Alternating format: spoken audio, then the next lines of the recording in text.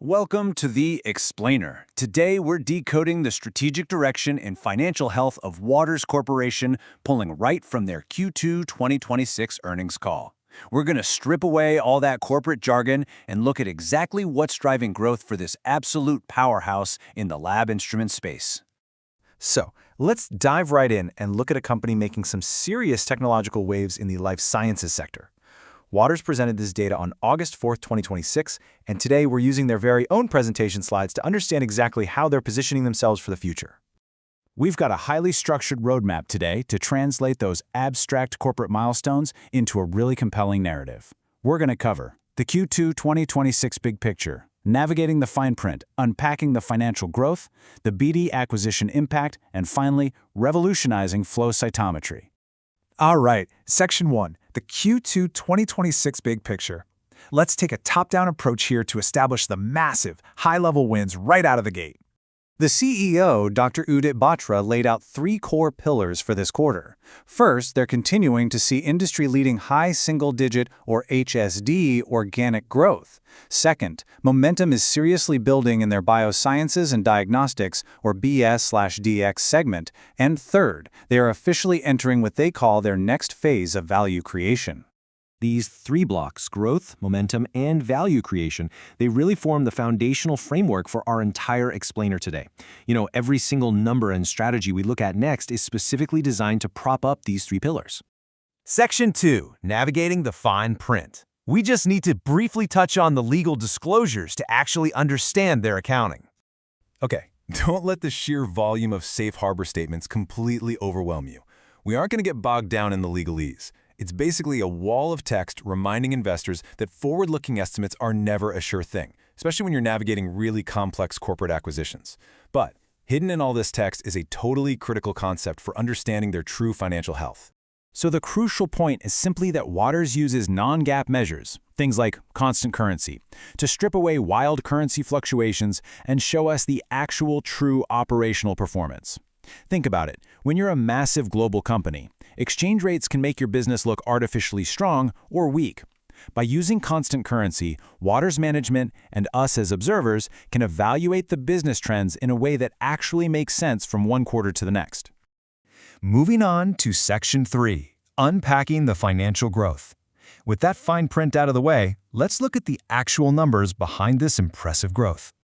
The materials sciences segment was a huge driver here, pulling in a massive $87 million in revenue for Q 2026. I mean, $87 million.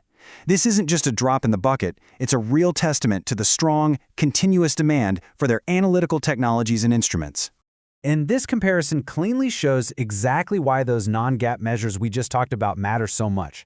While their as-reported growth was a very solid 6%, once you factor out those unpredictable currency impacts, it reveals an even stronger 8% operational growth in constant currency.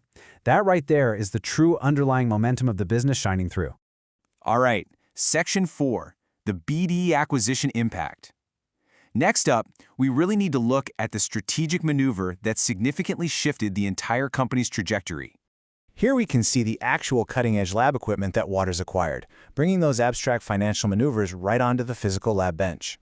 We aren't just talking about shifting numbers on a spreadsheet here, we're talking about highly sophisticated, category-defining hardware that literally changes what a modern laboratory is capable of achieving. This massive February 2026 acquisition of Becton Dickinson & Company's Biosciences and Diagnostic Solutions business, that was the direct catalyst for the BS/DX momentum the CEO highlighted in his opening remarks. By folding these advanced diagnostic tools and biosciences capabilities into their own portfolio, Waters fundamentally expanded their footprint across both clinical and research markets. It's a real game changer. Section 5, revolutionizing flow cytometry. Let's see exactly how this technology is revolutionizing the lab and acting as the primary catalyst for future growth. Thanks to that acquisition, Waters is bringing something absolutely incredible to the table. Spectral flow cytometry isn't just a minor upgrade, it's a completely new benchmark for instrument reliability and standardization. We're looking at a category-defining technology that brings in vitro diagnostic or IVD-level standardization right into a spectral analyzer, all while seriously optimizing the price-to-performance ratio for the end user. Now, this single number, 10,000 plus. This represents a massive, impending gold rush for Waters. They aren't just launching a great piece of tech and hoping people find a use for it. No way. They're launching it into a market that is fundamentally starved for an upgrade. Because out of an install base of roughly 25,000 legacy flow cytometry units currently sitting in labs around the world, over 10,000 of them have aged out. They're old, they're tired, and they are desperately ready to be replaced. This creates an incredibly attractive instrument replacement cycle starting right now, in the second half of 2026. Waters is perfectly positioned with the exact right next-gen technology, precisely when the market is literally forced to upgrade. So, with the BD acquisition complete, their underlying constant currency growth looking incredibly strong, and this massive 10,000 unit market opportunity directly ahead of them, we really have to ask, just how high can Waters soar in the coming years? They've clearly laid the groundwork for this next phase of value creation. The only question now is, how quickly can they capture it? Thanks for joining me for this explainer, and keep your eyes on the data.